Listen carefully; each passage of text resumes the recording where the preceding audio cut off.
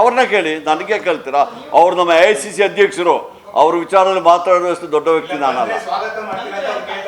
ನೋಡಿ, ಅದೆಲ್ಲ ಖರ್ಗೆಜಿಯವರು is AICC president. ಅವ್ರ ವಿಚಾರದಲ್ಲಿ ಅವ್ರನ್ನ ಕೇಳಿದ್ರೆ ಅವ್ರು ಉತ್ತರ ಕೊಡ್ತಾರೆ ಹೊರತು. ನೋಡಿ, ಯಾವುದೇ ಇದರಲ್ಲಿ ಸಮೇತ ಅವರು ಅದನ್ನು ಹೇಳಲಿ. ಈಗ ನನ್ನ ವಿಚಾರ ಕೇಳಿ ನಾನು ಹೇಳ್ತೀನಿ. ನನ್ನ ವಿಚಾರ ಕೇಳಲಿಲ್ಲ ನೀವು, ಖರ್ಗೆಜಿ ಅವ್ರ ವಿಚಾರ ಕೇಳ್ಬಿಟ್ಟು ಸ್ವಾಗತ ಮಾಡ್ತೀರಾ ಅಂತ ನೋಡಿ. ಅವರು ನೀವು ಅವ್ರನ್ನ ಗ್ರೇಡ್ನ ಯಾಕೆ ಡೌನ್ ಗ್ರೇಡ್ ಮಾಡಲಿಕ್ಕೆ ಹೋಗ್ತೀರಾ? Is AICC president, is not the chief minister post ಅಂತ.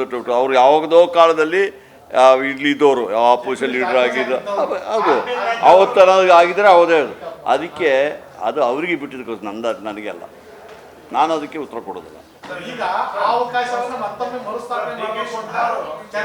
ನೋಡಿ, ಈಗ 137 ಜನ MLAಗಳಿದ್ದೀವಿ ನಾವು, 137 ಇದ್ದೀವಿ.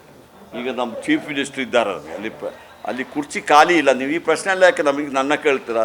There is no vacancy.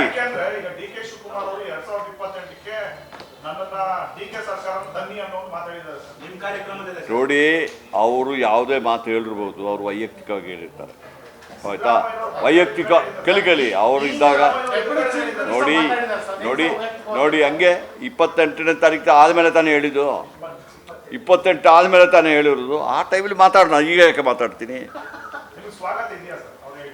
ನನಗೆ ಯಾವುದಕ್ಕೂ ಸ್ವಾಗತನೂ ಇಲ್ಲ, ತಿರಸ್ಕಾರನೂ ಇಲ್ಲ. ಹೈಕಮಾಂಡ್ ಅವ್ರು ಏನು ಹೇಳ್ತಾರೆ ಅದಕ್ಕೆ ನಾನು ಸ್ವಾಗತ ಅಷ್ಟೇ.